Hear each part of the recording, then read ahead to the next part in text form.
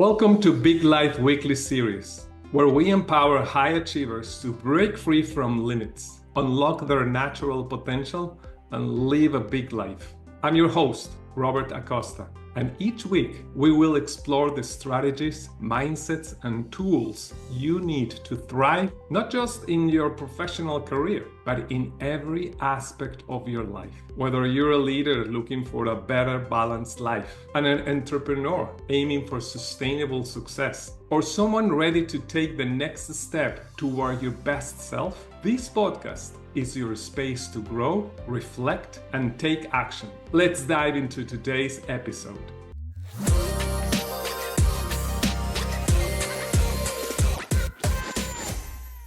Hello, I'm Robert Acosta. I'm with Josh Chiodo from Grouse Fitness Studio in Melbourne, Australia. Welcome, Josh. Thank you very much, Robert. It's good to be here. Great to have you. So let's start right away so we can capture as much as possible to showcase your business. So can you give us a 90-second overview of what your business does and why you got into it? Yeah, so we run what we'd call compact training. It's similar to group classes, and we try to have a small amount of people in the class with a trainer there, with programming all sorted so that you've got month-on-month progression. And I got into it because I was kind of a bit sick of seeing group classes that were 30, 40 people big, people smashing themselves to nothing, and not really seeing or having that progression in the class, where it's very easy to be able to do, but where it's just people are, or businesses are about having as many people to make as much money as possible in the amount of time that they've got. So that's a very short, even 30-second overview there. Yeah, so you're focusing on small groups. How small is a group? Could be a group for you? So we only go up to 12 people. So it's still a lot for one person, especially when you want to give people one-on-one feedback. But we find that that's like the upper limit of where you can kind of still get one-on-one training-ish. And why you started that business? What puts you into it? Yeah, that's a bit of a longer question, or a longer answer, but yeah, I've been in the health and fitness like mindset for a little bit. Kind of just starts, well, like most people with passions like this, like when you're younger.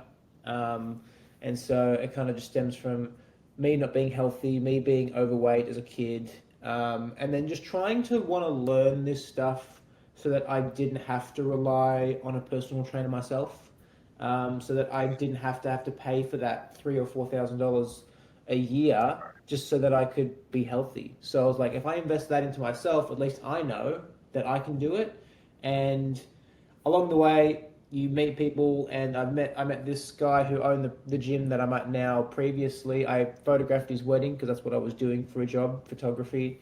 And it kind of snowballed from there. I went there as a client, and then during COVID, I decided to get my certifications, and then he hired me, and then he ended up leaving and moving interstate and asked me if I was interested in taking over the business. And I was like, well, seemed like a good opportunity. I will give it a go and see if my vision for a small studio space can work.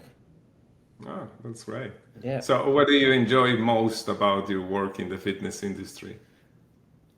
I enjoy seeing people learn, because that's why I got into it. I was like, I enjoy that whole learning aspect, to be able to go, oh, that's a cool little thing to take home with me, or to research more. And when we're in a class and I can tweak someone's perspective, or I can teach them something about form or why we do things, and you can see it click on people's faces.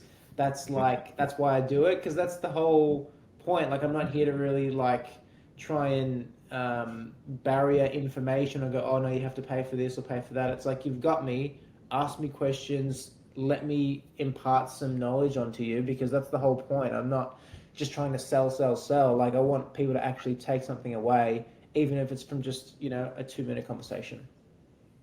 Right, that's Yeah. great. So how do you define success in the work you do? Um, I mean, I guess I kind of have put it in a couple of ways, like when people reach their goals or how they're feeling about themselves. But For me, it's almost when they leave the gym, because then I know that I've given them as much as they can, and especially when people come to me and say, "Oh, I'm going to go and I want something a bit more intense, or I want something a bit more um, that's something that's going to challenge me more." Because we aren't the most challenging space in the industry. We don't aim to be. There's far more things like high rocks or powerlifting gyms or specific boxing gyms, whatever it is that you want to do. There's definitely more specific things. We definitely focus on more of that foundation and building a good base to have balance in your life. And so when people come Mm, to me and they say, "Oh, I want to try something a bit more intense and challenge myself," I'm like, "That's perfect. Like we've set you up. You know what you're looking for. I want you to go out and try everything you can." So when I hear that from people, I've set them right. up to be thinking in the right direction, and that's all I could ask for. Yeah, it's good and amazing that you measure success day by day. So Yeah. you're successful every day as when Well, you experience that with people, right? yeah, absolutely. Like you can't just go, "Oh, I've done this one thing and that's success." That's like any program or like any goal that you might be going towards. It's like, yeah, look, you've gotten to the point that you wanted to, but if you stop, well, then you're going to stop, or you're going to go backwards, or the progression isn't going to keep going. So it's almost not about going, "Oh, this thing makes me successful." It's the continuation of the thing, or the constant Right, measurement of it to know that I am being successful. right. It's a progress that Yeah, you well, that's how I look at it anyway, and that way it actually keeps me going, keeps me ticking along. Okay, what can I do next? What else can we work on? Because I don't think there is an end point where I just go, "I'm successful, I can relax now," because that will yeah, that will give you a lot of problems. yeah. Someone said there's no greatest failure like success. Because when you feel Exactly. successful, you say, "I done it." No, you No, keep going. you got to do it. Yeah. Yeah. Some of my coaches said that success is rented and the rent expires every day. So the next day you have to do it again. Yeah. And that's what sets people apart, the people who can show up and do it every day and even take the losses as well, because there might be a period of time where you're just not going to win, where you're not going to see the success, but it's knowing that sometimes there's a lull and that life goes up and down, and you just know that you're a bit down and there's going to be an up. Right. So what is the biggest problem? I'm curious about what would be the biggest problem or challenge you see in your industry, and how are you solving that for yourself, your clients, and your referral partners? Yeah, it's a bit of a weird one. Like I could say, oh, personal trainers are really focused on aesthetics, or they're really focused on doing weird workouts, or just like smashing people, or being restrictive diets. Like I feel like that's a real common trope that you hear. But for me, one of my motivations that I saw as an issue was that a lot of coaches and trainers haven't or aren't doing the work themselves for their clients. Like I'll see a lot of students coming up that are just learning, they're getting their Cert 3, their Cert 4, and they're trying to get straight into athletic development. It's like, yeah, you need to work a little bit differently for that. But also, many people aren't being specialized coaches. They're just wanting to help people be fit, be healthy, and they're going from personal training straight into group classes, or learning personal training straight into being a personal trainer or group classes.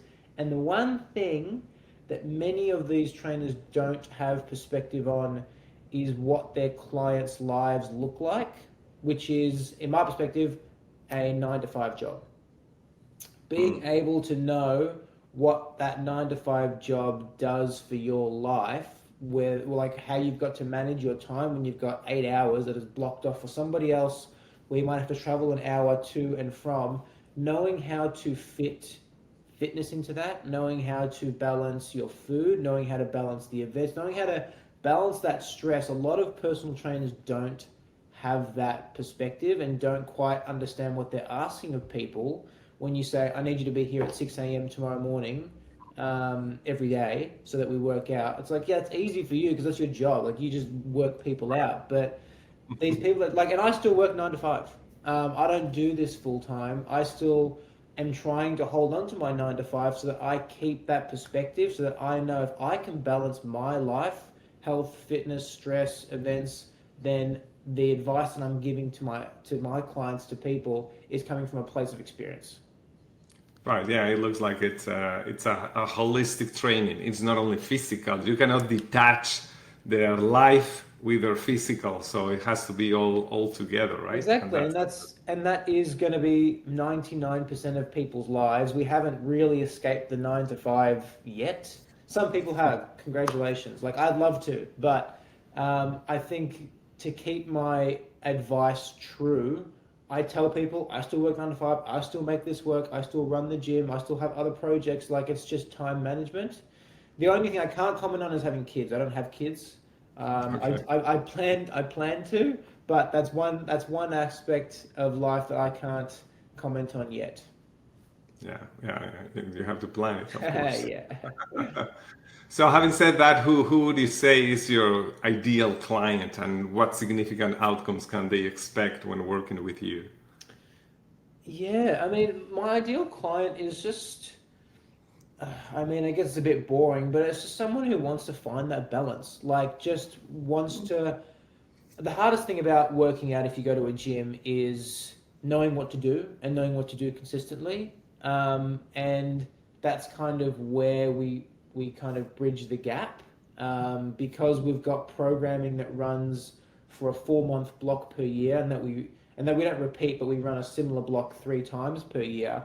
You know that when you're coming in, you don't have to think about the classes because it's all written up for you. We tell you what to do, and as long as you keep showing up, you'll see progression, because that's the whole point. It's built up for 4 months, and then we restart, we reset back at that block one, hopefully further along than the last block, and then we start again. And that's just being consistent. We want to create a space that is easy for consistency, for people to show up, see like-minded people, have a chat, not think too hard, not worry about themselves, not worry about the idiot in the corner trying to lift too hard or posing in the mirror. Like, it's just Mhm. like fitness now is not exactly the way it used to be for humans. So we have to actively put it into our lives. And if we're going to put it into our lives, we might as well enjoy it and not have to think too much about it, just like everything else. Like, now, we don't need to think that hard about food. We can go to the corner of our street and there's probably food available. So, just like health and fitness, I want it to be accessible. I want it to be simple for people. I don't want people to stress about it. You just need to show up and incorporate it into your life. And that's the person I'm looking for. Just someone who wants to be healthy, who wants to be fit, and doesn't want to put too much energy towards it, but know that they have to do something. Yeah, I think you nailed it. How nowadays more people are really actively seeking simple solutions to achieve better outcomes. So I think the key word is simple. I love that. So Yeah. what do you say, what makes you unique in the way you help them achieve those outcomes? Well, to be fair, I don't see a lot of programs and group classes run like we do. A lot of it is follow the instructor, or do circuits, or follow a screen like F45 has popularized. And I don't honestly think there is much. I think the most unique thing about it is the perspective that we've got. I can't actually tell you that our business is really doing this or doing that to really set ourselves apart. I think there's a lot of emphasis put onto creating a USP, make sure that you're setting yourself apart from other businesses, and it's like, I'm just trying to give people an option. Like, I don't need to change the world. I just need to affect my next door neighbor. You know what I mean? I'm not trying to reach a global audience, and that's a different kind of responsibility and perspective. But if I can just give people an option that are around here, and it's almost like the unique thing about the gym is the feeling of it. It's the vibe of it. It's like, if once you've gone to a gym, once you've gone to a body fit, or once you've gone to an F45 and you come here, it feels different. There's no superficial, there's very, very simple, it's fun, there's nice Hmm. people, like it's a really hard thing to kind of put, and I guess you can call this a cop out, whatever you want, but I'm just trying to provide an option that I didn't see and that I want to see. And I don't know exactly what that is in a sentence, but people enjoy it. People give me good feedback. It isn't for everybody. It is for a specific person. It was specifically for me. So there's going to be a handful of people who also enjoy that. But for giving you a USP, I could not tell you anything else other than it feels different. Right. Yeah. Well, even though you say, well, I'm just focusing on the day on this person and my neighbor, Mm, in a way, there's a compound effect that you are mm. producing because that it's going to produce in that person, it's going to work better. They're going to have, when you're physical healthier and you have this physical vitality, you think better, you make better decisions. So there's a ripple effect in many areas of their lives, not only physical. So Yeah. you don't have to focus on that ripple effect, but you know that you are making a difference. Yeah, it's bridging that gap between personal training and group classes where we can give you the insight of a personal trainer because they're always at an arm's length away without having to pay for it because that can be expensive. A lot of people who need personal training can't afford it. So if I can bridge Mm. that gap where we can still give you that and we can still survive as a business, that's like that's the point. Yeah, it's a huge niche, right? Because you're in the middle of the, and in that middle, there's a lot of people looking for a Yeah, exactly. solution. And a lot of people who don't like cost of living at the moment, not great. Like around the world, like we're all feeling it. So to give people an option, and I honestly don't think a lot of people need personal training. A lot of people do it because they want, because they've got awkward times or because they just don't want to work out with other people. But a lot of people just need a good program and work out with other people, and you're generally going to be fine. That's, 90% of people. I do agree that some people do require personal attention, but most people with a little bit of tweaking in a class, will go a long way. Yeah. So what's the strangest or funniest incident you've experienced while working with in your business in the fitness industry? Funniest or strangest? I mean, there's probably no one thing, but it is always funny to see, clients just over their head. Like we'll stand there, we'll explain an exercise, we'll go walking around, and I've walked up to people doing something completely opposite before. I'm like, "So are you all right? You need to change something?" He goes, "Oh no, I just didn't know. I forgot what the workout was, so I just made it up." I was like, "Okay." Like when there's like three people in the class, just put your hand up and just ask me. Like it's always funny to be reminded how embarrassed people get, even in their 40s and 50s, to just put their hand up and go, "Oh, I forgot what this was. Can you explain it to me again?" It's those small little things that you just don't think about because you know health and fitness so well. You know these movements like the back of your hand. Sometimes I forget to say a cue or forget to do something, and I watch people like, "Oh crap, I just forgot to say that," and now you're all doing it like this. And so it's always those small little things that you see that remind you, like, "Oh yeah, people don't know what they're doing. People don't do this for a living. They're coming here so they listen to you." Um, but yeah, as far as anything like bigger, there's nothing that comes to mind straight away. Yeah, I think you're working in a nice niche, as we mentioned. Yeah. There are a lot of people not having the means to pay a personal trainer, but at the same time they recognize the importance of being in a good shape. Mm. So, and yes, this is something that you're leveraging, but let's go a little bit more in the future. So what do you see as the coming trends in the health industry? And how you're staying on top of it. I think we're seeing a lot of people moving towards group classes. Gyms are getting pretty packed, and especially at peak times, there's always going to be so many people in there. And I think there is a trend going towards just general health. Like people are looking to actually spend money on their health and fitness, not just a gym, and Okay. invest in themselves. And I guess we'd see more of that if we see cost of living pressures alleviated. But I'm seeing an actual interest in health and fitness and a diverse as well, like group classes, Pilates, yoga, like actually doing multiple things. So I think we're going to see a lot of things in like wellness centers and stuff pop up where people can go to these big complexes and they've got everything available like spas and Mm. bathrooms. You've got yoga here, Pilates here, gym classes up here, open gym down the bottom. I think we're going to see a lot of that pop up, and Also, community. People want to feel connected, especially after COVID, where we were all isolated. I Right. think there's an even bigger emphasis coming back to connect locally, to connect with your people, to support local businesses as well.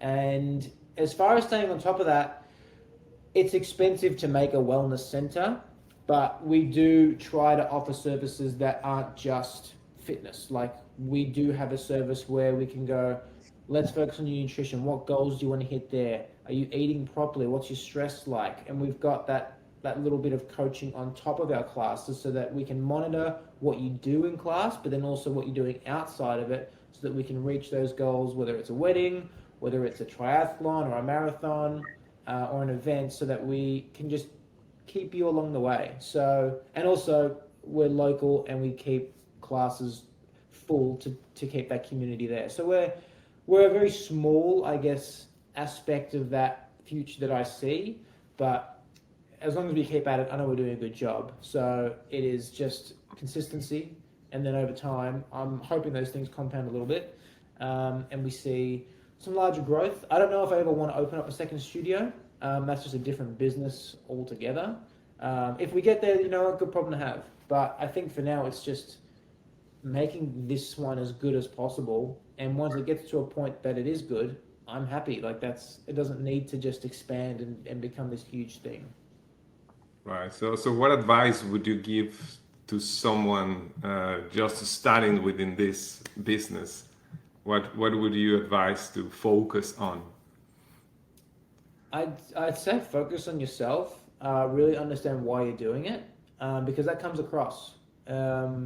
If Mm, you are doing it because you didn't know what else to do, I'd I'd probably go and work in an industry that you don't like first, right. because you know, Vegas is that saying, do something you hate and you'll start thinking about the things you like. So, Mm, and I'm not saying, you know, go do something you hate, but if you don't have the passion, if you don't know why you're really in this, people are going to feel that. And the best thing you can do for yourself is invest.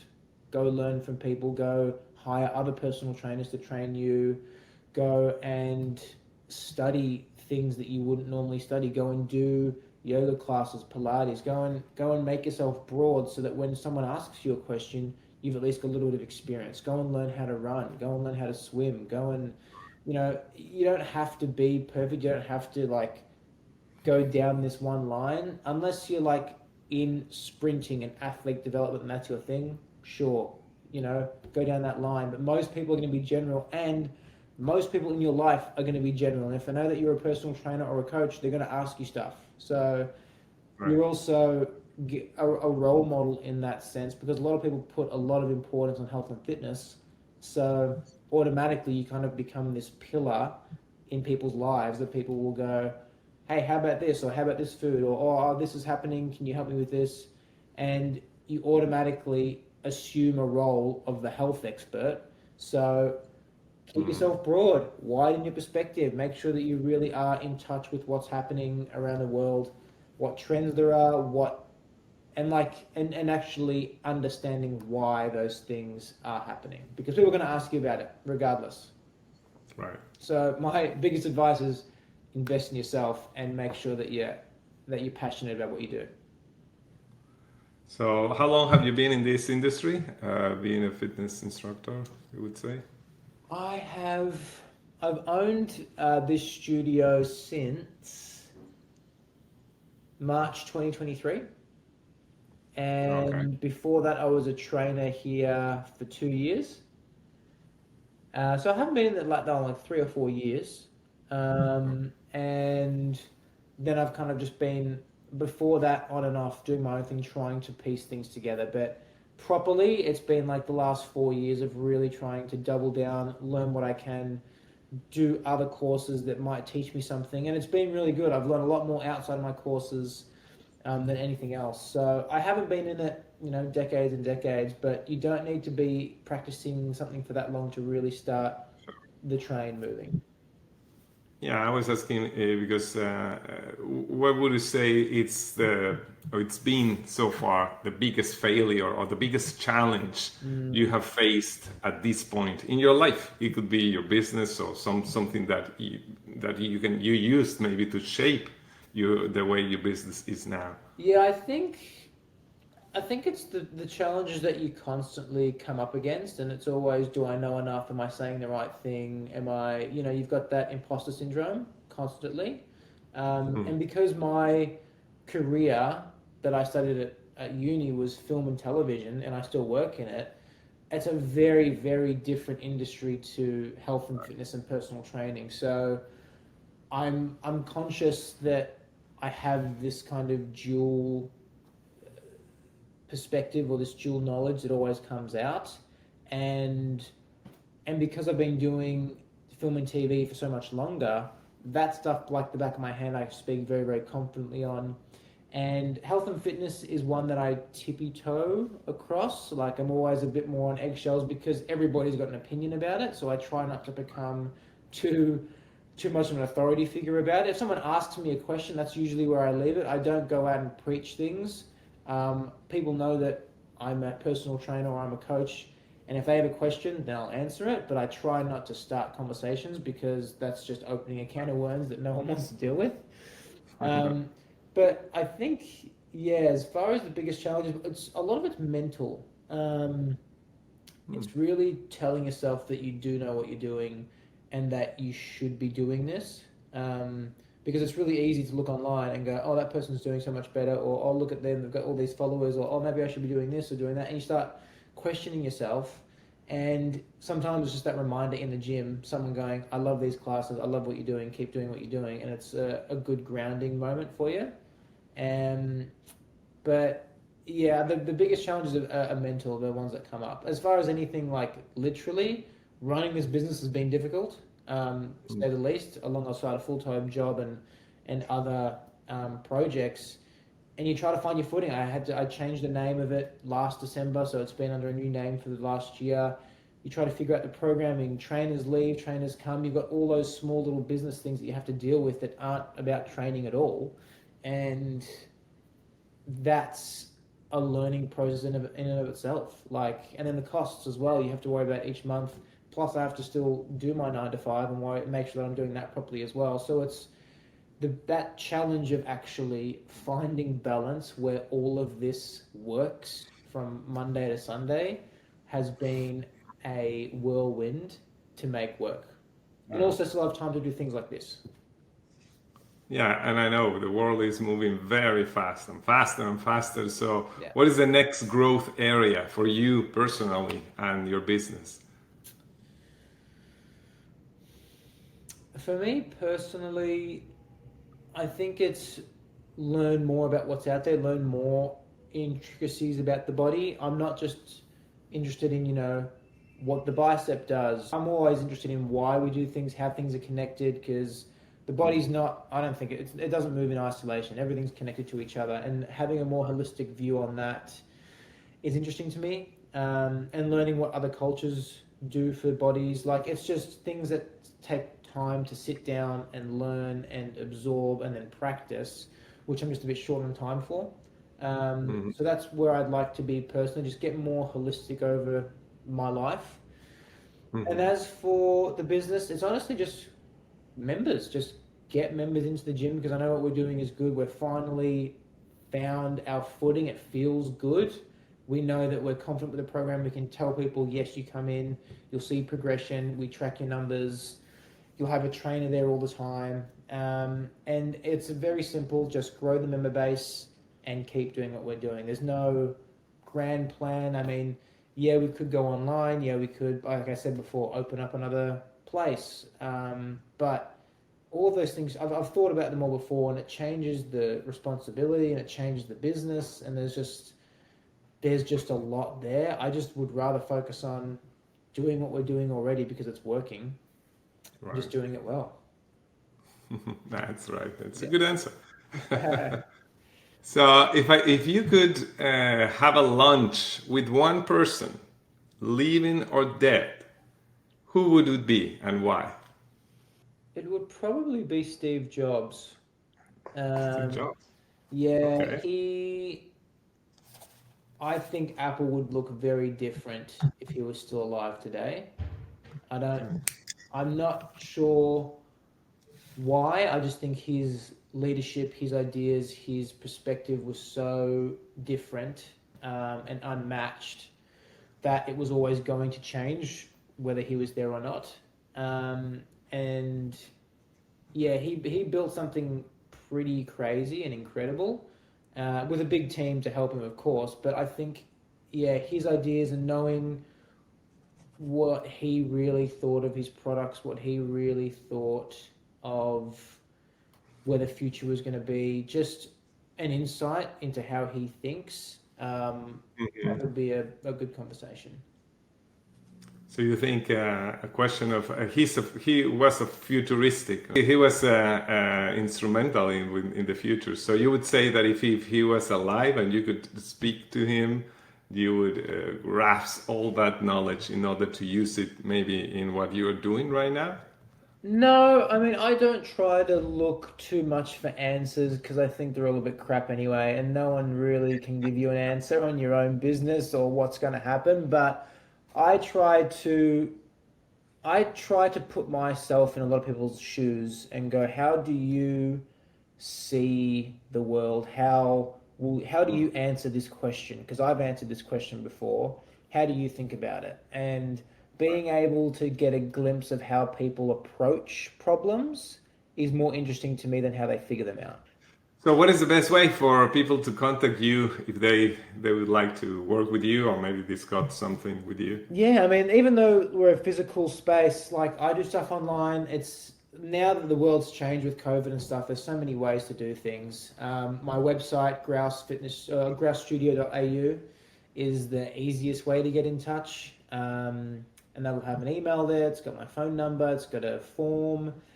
That's the simplest way to get in touch and just chat about your goals. Like chatting is free.